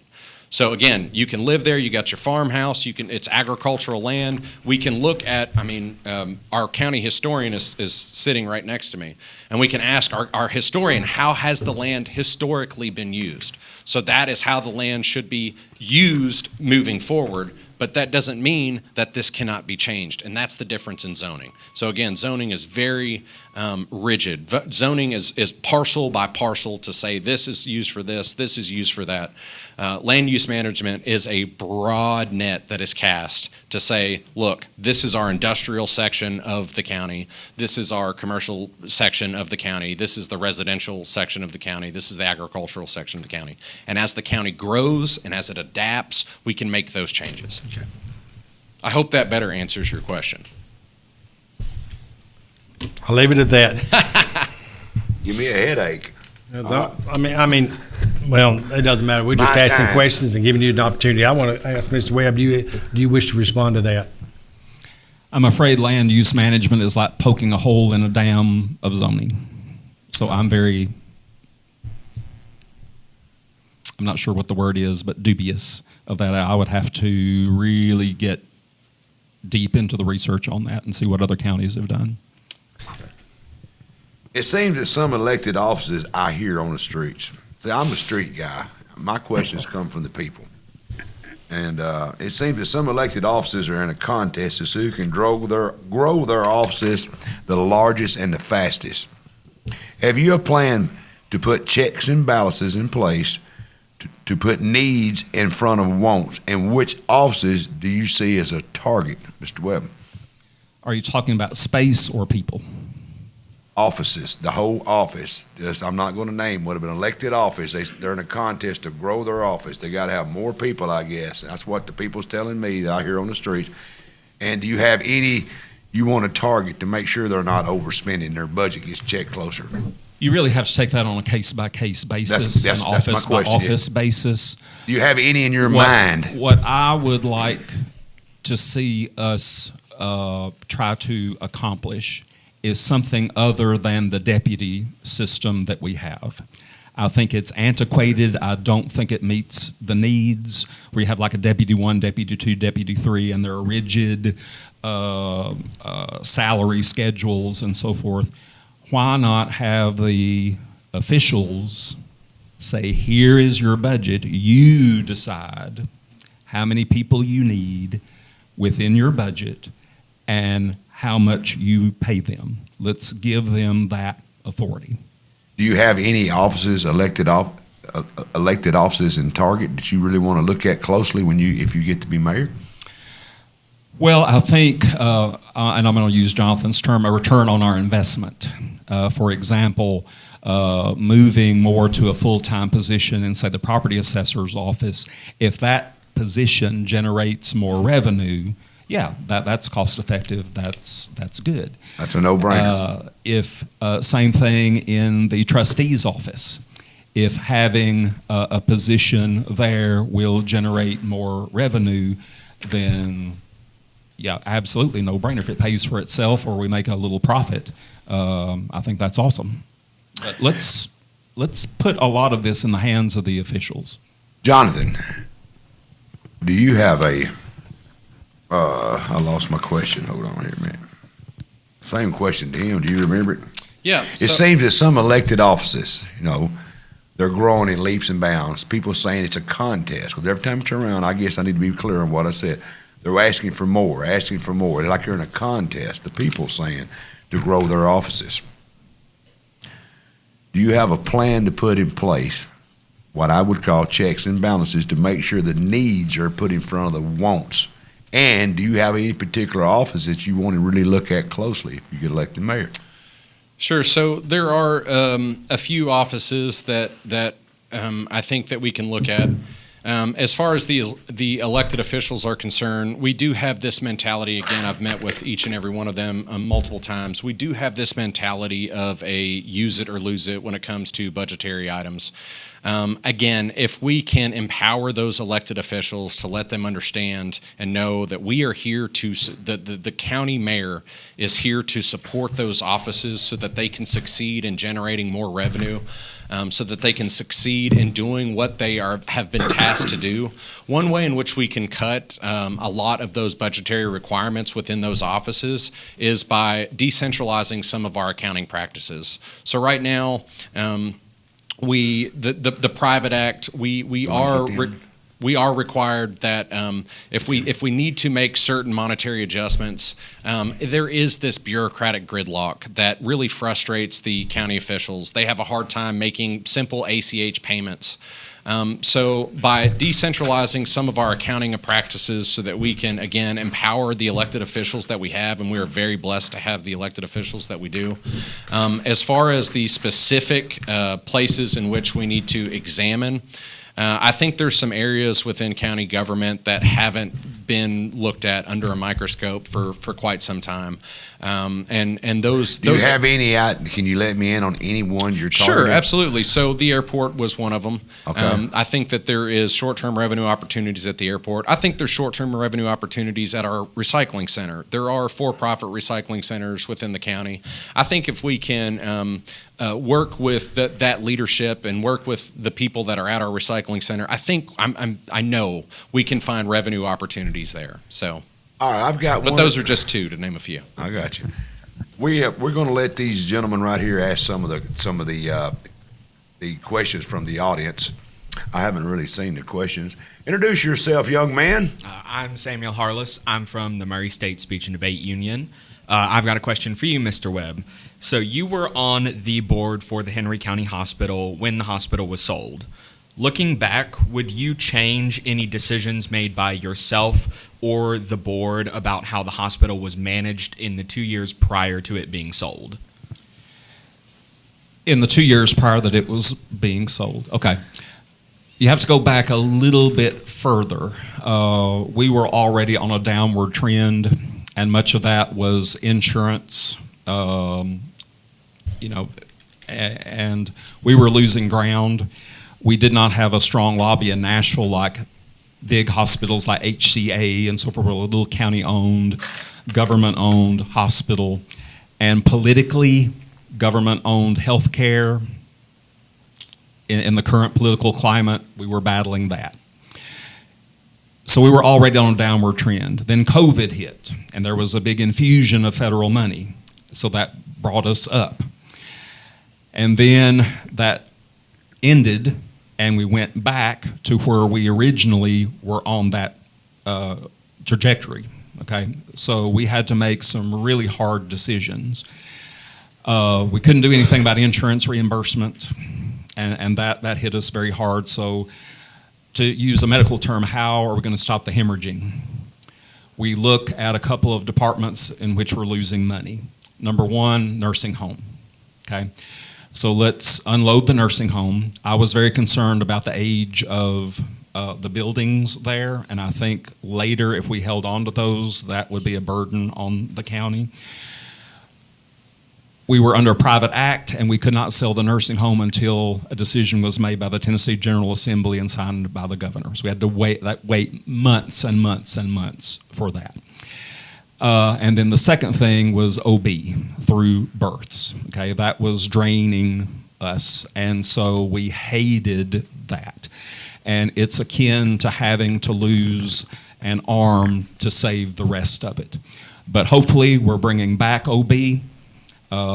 It's on the plan, capital projects plan, and bringing in some other specialties that we've lost, and we'll have some that we've never had before in Henry County. So I'm excited about the future. So it was a good decision. Samuel, how you like these kind of debates? Y'all are a championship debate team 2 years in a row. Yes. Championship, state, what is it, national champions. Do y'all do stuff like this? All the time. This is definitely more spirited than some of the debates that we've done, but They're pretty similar. They get pretty heated, and we talk about a lot of these same topics. Do you want to sit in my chair one day and you run it? Oh, for sure. Okay. You might change your mind. I haven't got home yet. I appreciate you, young man. Before you go ahead, all right, Mr. Webb, let me just make sure we understand what you've just stated about the problems, the money, COVID, Medicare reimbursement. The question was, would you change any decisions made by yourself or the board prior to that? No, there was only one decision to make. And we saved health care. I mean, we saved our hospital. It's under a different name, but if you need medical care, are you really concerned about what name is over the door? No. Plus, they've all since last July, West Tennessee Healthcare has spent over $12 million into the facility. That's money that we didn't have. Plus, there is about $4 million that's already been approved, plus millions more that's potentially in the hopper as well. So we couldn't have done that. Thank you, because that answers the question. Was there changes? No. I appreciate that, because we read a lot. I mean, we read a lot on the paper and heard a lot in the county commission meetings about the sale. But, for somebody to come in here and say, no, we did everything we could under the money that was coming in. So I appreciate that answer. I think that's what he said. Introduce yourself. Tell us who you are. Michoud. I'm from the Murray State Speech and Debate Union, and I have a question for Mr. Jonathan Lodge. The Henry County government budget was approximately $85 million. The Henry County school system is a large part of that budget. I understand that you homeschool your children. How can you promote our school systems and its excellence if you do not and will not educate your children in our schools? That's an excellent question. So the reason I don't have to get into the personal details of what I value my three children. We were told by our educators at our public schools to homeschool our children because of their test scores and how well that they were doing. Our county budget for the Board of Education is 48%. For the record, our kids are going back into public school. But I love the gotcha question. But 48% of our budget is actually being towards the Board of Education. I think that part of our future is ensuring that we have a solid education for a future workforce. Because when we're courting industry to our industrial park or the commercialization of District 3, we have to make sure that we have a well-educated workforce. I think that as an educator sitting over here, he could tell you a little bit more about the statistics of the education in Tennessee. I was educated here. I went to school here, went to college here. So we do value education as a family. I think maybe homeschool gets a bad rap because a lot of times that is reserved in people's minds for problem children. We've had the opposite for our children. Our children are very gifted. And so in order for them to satisfy their educational needs, this is a decision that was made with public educators on their behalf. So thank you for the question. Thank you. What do you think about this debate? Is it like you do? Something like you do? I think it's a lot similar to what we do. It's been really interesting hearing both their answers going back and forth and all that. Yeah, that's what the debate's about. Do you want to sit in my chair one day? I don't know. I'm more of the advertising kind of girl. Okay. So. All right. Well, you did a great job. Thank you. Man, I appreciate you over. Ryan, you got some great kids this year. And I appreciate y'all coming in. We're going to work together some more. We done been talking about that. I appreciate you. Go ahead, Hansel. Question for both of y'all. Are y'all okay with them asking the question? I thought that was pretty cool. That was awesome. Thank you guys again. Hope you get 3 years in a row. Question for both of you. We'll start with David first. And the camera people like that because they have the camera on you first. We can see all this right here. Y'all can't. Yeah. Tell us one misconception that voters may have about you that you would like to correct. I think there are some people who peg me just as a historian and nothing else. There's a bit more to me than that. For 8 years, I was in administration and I had 40 people under me before I became a teacher. I've served not only as a history teacher at Henry County High School, go Patriots, that's, I think we're going to have a good football team this year, but I also taught government. So I taught federal, state, and local government for years. And I've had a lot of experience on the county commission. And I'm deeply involved in the community, not just in the history end of things. I was the vice president and a board member of the Helping Hand radio auction. And one of those years was during the COVID year. And so I made the suggestion that let's talk to Junior Staggs and see if we can use his online platform and save our auction, but have it in a different way.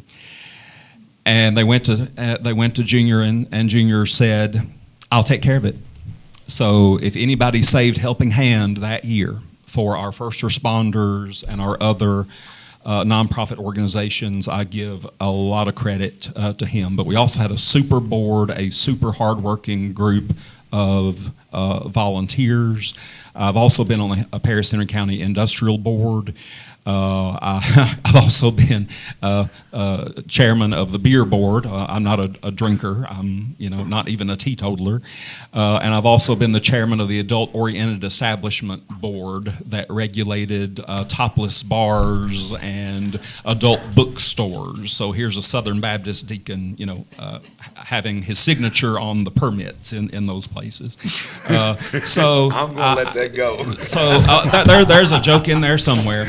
But I have been all over the community, big supporter of tourism, volunteered for Chamber of Commerce events. I think you'll be hard-pressed to find anyone who loves Henry County more than I do. Thank you. I need to repeat it. So one of the biggest misconceptions that I have faced is that because I have voted for President Trump for 3 terms, that I'm an ultra right-wing conservative, that I am going to let my Christian faith interfere with politics. I think as I am a conservative, I've made it clear throughout this campaign that this campaign is for everyone, that we all have to, again, share the same roads, go to the same churches, that it is not just favoritism towards conservatives or favoritism towards Republicans or favoritism towards Christians. So that's just something that I want to clear up. Even though I have voted for him, even though I am a conservative, I am not an ultra right-wing conservative. I am not some Christian fanatic. Jesus Christ is my Lord and Savior, but I believe in the Constitution. That is my politics for anyone that is asking. So, one question we want to ask that's online here, and it's for both of you. This time, if you don't mind, Jonathan, we'll start with Sure. you. How would you demonstrate leadership and unity if your opponent wins, and where do you see opportunities to contribute to their administration or initiatives? Sure. So this is actually a conversation that we just recently had, and we're very blessed. I think we can both agree to this. We're very blessed to live in this community because it was at the AMVETS, I believe, that I went up to Commissioner Webb, and we had this exact conversation. And we both agreed that no matter what happens with this election, that we would both continue to serve this community in whatever capacity that looks like. So he has tirelessly been our county historian. If I was elected mayor, that would be the first phone call I would have when there's any capital works projects involving our historical buildings. And he agreed for me to continue to film the county government because that's something that we've been doing and exercising that First Amendment right.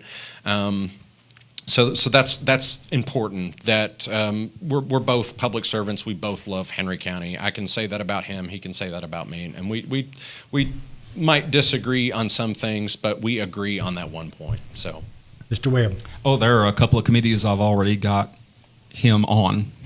I think if we have is one of them the adult committee, if needed. if needed. Right That's a now, joke. we I'm don't sorry. have an I'm application. going to let you start and we don't over have and any start right the now. clock all over again, Mr. Webb. But the beer board is, I think, where he needs to be.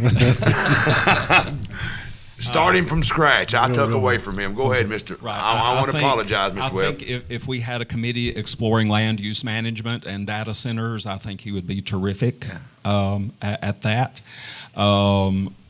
That's just one example, but we have a number of committees that have citizens on them, and so that is one way that we can involve each other, because there are some committees I wouldn't mind serving if I wasn't elected mayor and no longer a county commissioner. I love this community and still want to serve it, and so I think we're in agreement on that. I think another point of agreement is we want to be, whoever is elected, we want to be the mayor of everyone. Okay. And I would note for our audience on the different media venues that as each of those gentlemen were talking, the other one's nodding in agreement. So we appreciate y'all's positions on that and your friendships and being able to do that. One question I want, and this is a generic question again for both of you.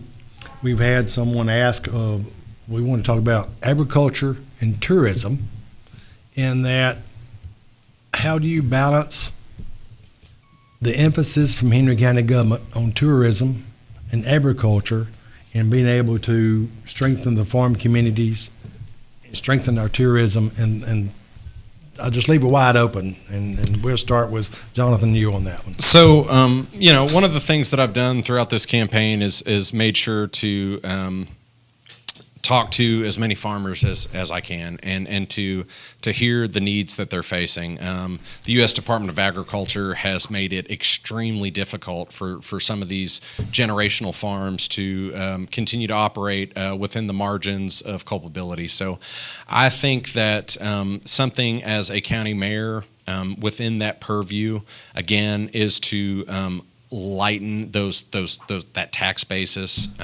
by going and readjusting the way in which we approach how we tax our farmland. I also, again, one of my campaign focuses has been on the tourism at our Lake District. I have a vision that we will have a Target, that we will have a Trader Joe's, and that we will have these multi-million-dollar complexes for tourism. But we have to, in order to do that, we have to facilitate the infrastructure of wastewater management. So that is roughly a $22 million project. If the viewers at home or people in this room heard me say that that's going to cost taxpayers $22 million, that is not what I said. So we can be creative with our funding and how we seek state, federal grants and outside investments. We can do investment in lieu of taxes, personnel in lieu of taxes, these pilot programs that we're already running right now in the county. So the Lake District is going to be the main focus of tourism, but that is not typically agricultural land. That's on the other side of the county. So lucky for us, we get to have our cake and eat it too. David. If we increase property taxes, farmers are hit the hardest. And so that's another reason why we need to keep that as low as we possibly can. There are also greenbelt programs. There are lots of programs on the state level and the federal level as well. Agriculture is Henry County's biggest industry, and we don't think about it. We usually think about manufacturing, but ag is where it's at.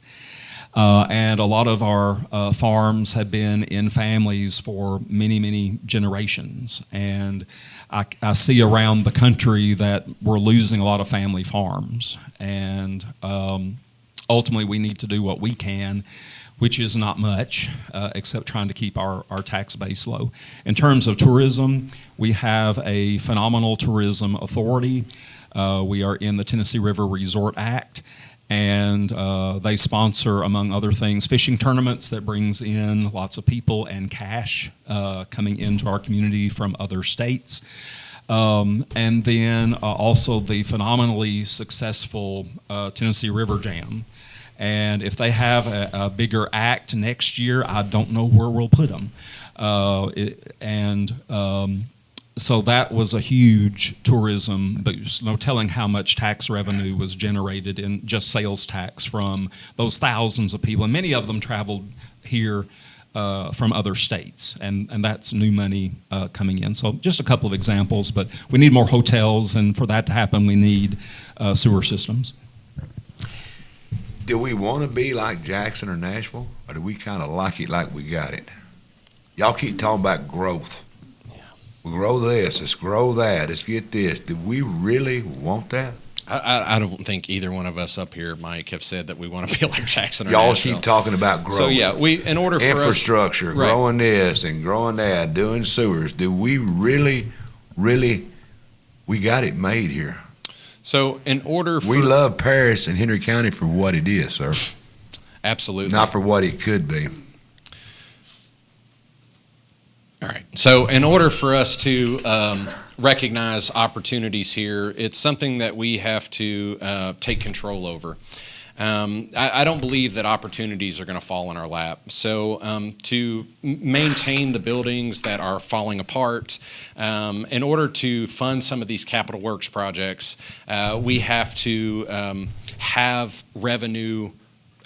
We have to, again, seek those short-term revenue opportunities and have long-term growth opportunities so that we're able to pay for these things. So really it comes down to dollars and cents. So in order for us to grow, we have to retain our identity. That is something that when Commissioner Webb and I spoke at our last meetup was very important to us both, was retaining our identity. That's impossible, but I'm glad you're thinking about it. I've got 6 quick questions, most important questions of the night before I let y'all go, because I got a grandbaby on the way. I got to hurry and get out of here. All right, that's what I've been watching, the timer, and if I get anything from my son-in-law and my daughter, but I haven't. She's still in labor. You, David, county roads or interstates when you're driving? County roads. Sunrise or sunsets? Sunset. Charcoal or gas grill? Charcoal. Fried or boiled okra? Fried. Gas or rechargeable weed eater? Gas. Flip-flops, with or without socks? Without. That's just weird. And I'm not 80 years old. I'm just asking. Mr. Lodge. Yes, sir. County roads or interstates? I love a good county road. Sunrise or sunsets? Sunrise. Charcoal or gas grill? I got the old school Weber. Go. Fried or boiled okra? I've never had boiled okra. Gas or rechargeable weed eater? I gas all the way. I mean, flip-flops or Crocs with or without shoes? Socks, excuse me. You know, I'm not either one of those. Sandals, no socks. So there you go. Hansel, what do you think? Was that the hardest questions? No, those weren't the hardest questions. I don't know if I'd answered all of them. I need to ask you, are you a flip-flop with or without socks? I've never had a set of flip-flops on my feet. I believe that. I wear shorts with boots. Well, Hansel, what do you think? That's great. What do you guys think? Thank you for the opportunity. All right. It's been good. We gotta close this out. We did a coin toss earlier. Jonathan, what make me vote for you for the next mayor?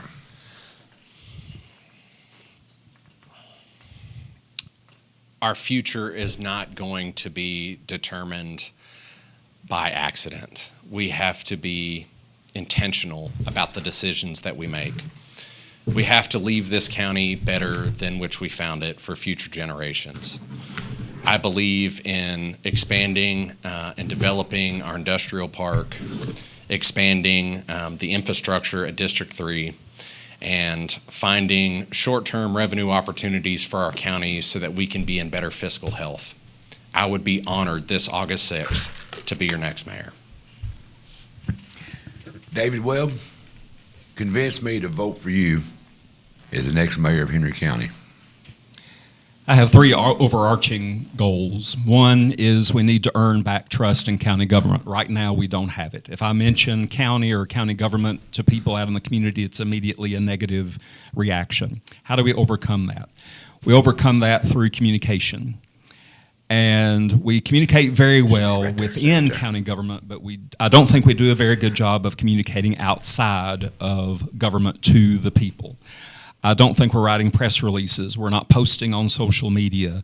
We're not explaining things like we should. I want to take a leaf out of the mayor of Jackson, Tennessee's book.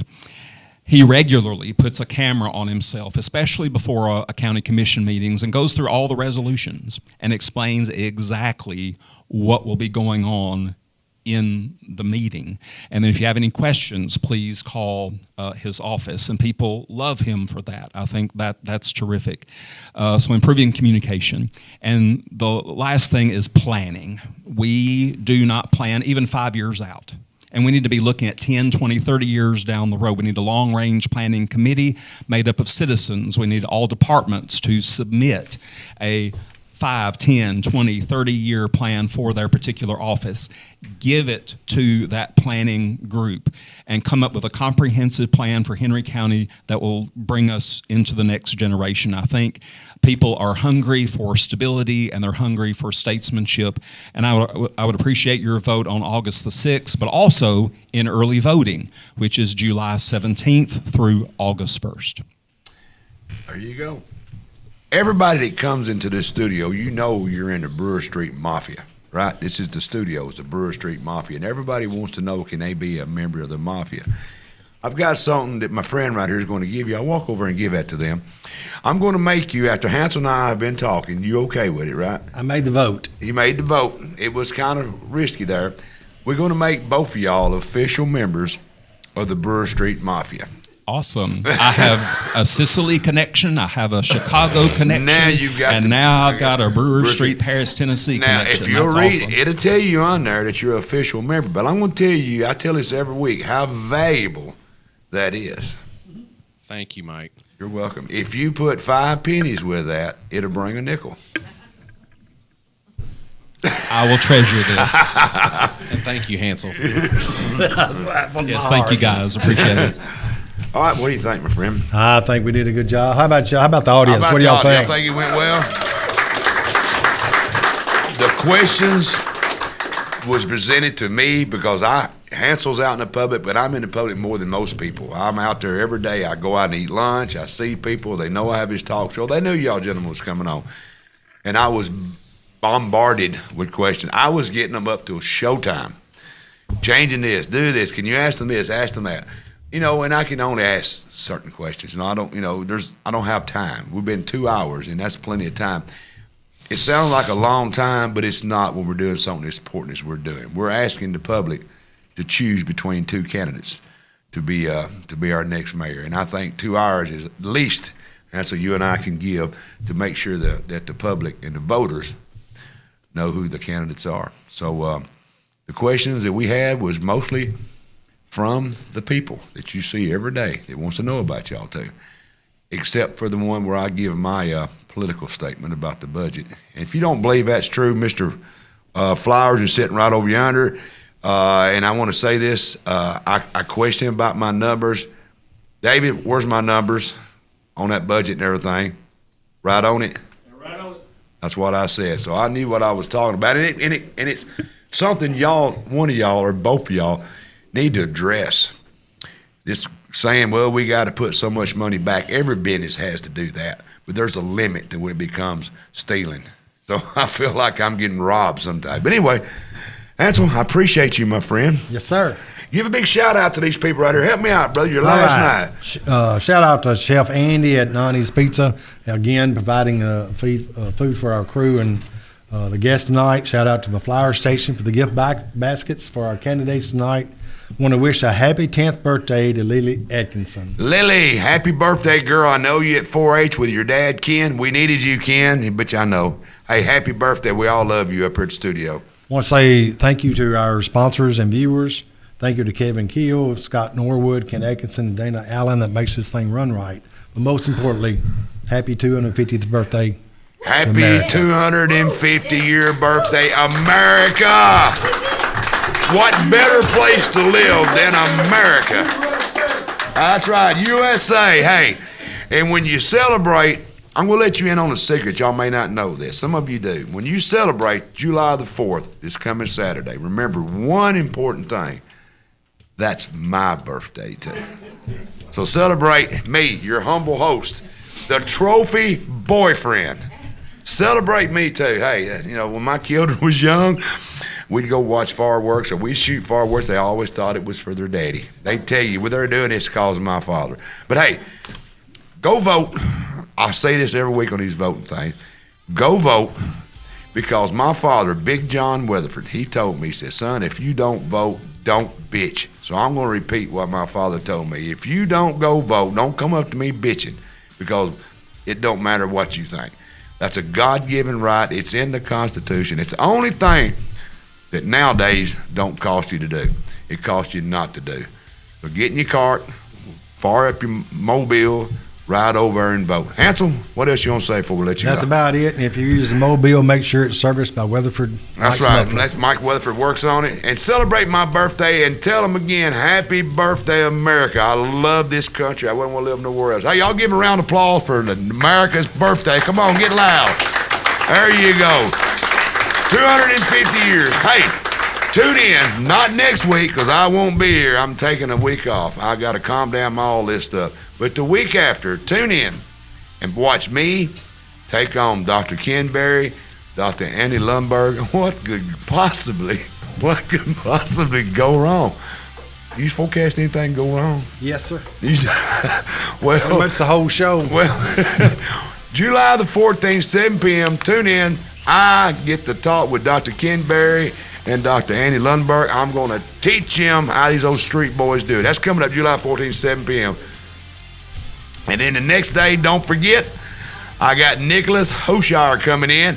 This guy, look him up right here. Alpha-gal syndrome is raising 10,000%. This guy's coming in. He's going to be talking with me and telling us what's going on with this alpha-gal syndrome. Tune in next week.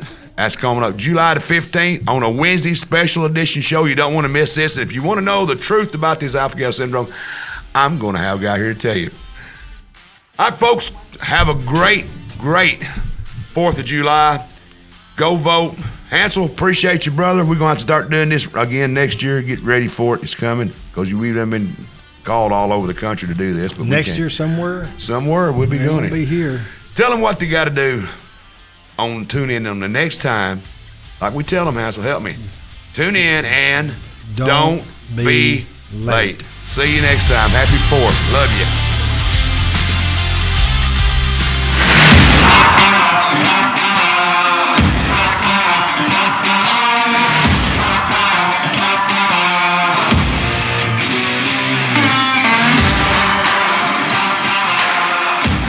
The Mike Weatherford Show is recorded live at the Brewer Street Mafia Studios in downtown Paris. A Kill Media, Brewer Street Mafia Productions.